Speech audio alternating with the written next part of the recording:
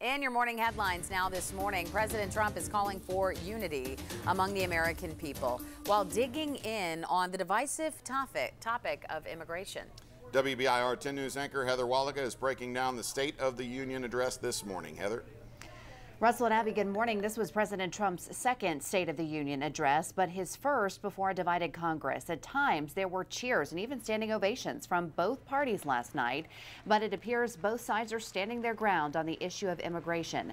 President Trump addressed the February 15th deadline to prevent another government shutdown, saying Congress has an obligation to pass legislation to protect the southern border.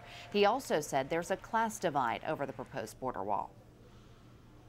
No issue better illustrates the divide between America's working class and America's political class than illegal immigration. Wealthy politicians and donors push for open borders while living their lives behind walls and gates and guards. Meantime, former Georgia gubernatorial candidate Stacey Abrams gave the Democratic response, slamming the Trump administration for allowing members of the working class to suffer during the government shutdown. Making livelihoods of our federal workers a pawn for political games is a disgrace. The shutdown was a stunt engineered by the President of the United States, one that defied every tenet of fairness and abandoned not just our people, but our values. Abrams also said America is made stronger by the presence of immigrants, and she believes Congress can pass immigration reform without separating families or building a wall. Immigration reform is, of course, an important issue to many people here in East Tennessee, including the Corcoran family who attended the State of the Union address last night. WBIR 10 News reporter Leslie Ackerson has more on their trip and the response from Tennessee lawmakers. Leslie, good morning. Hey, Heather. Knoxville Fire Department Captain DJ Corcoran and his wife Wendy were in Washington, D.C. for the president's address. They were the guest of Senator Marsha Blackburn and Representative Tim Burchett.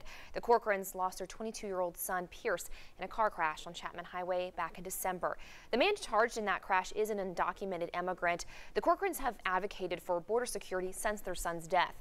Representative Burchett says he thinks the president made a strong argument for their cause.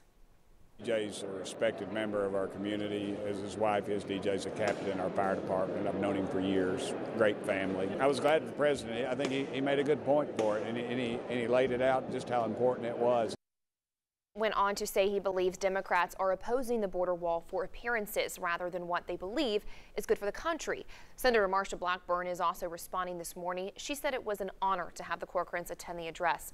Blackburn also said President Trump, quote, conveyed an inspiring message and hopeful vision for our country.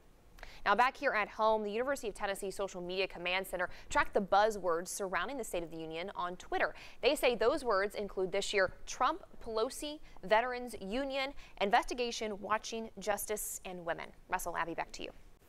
I'm surprised clap wasn't one of them. Nancy Pelosi's clap was very interesting. Yeah. All right, today some East Tennessee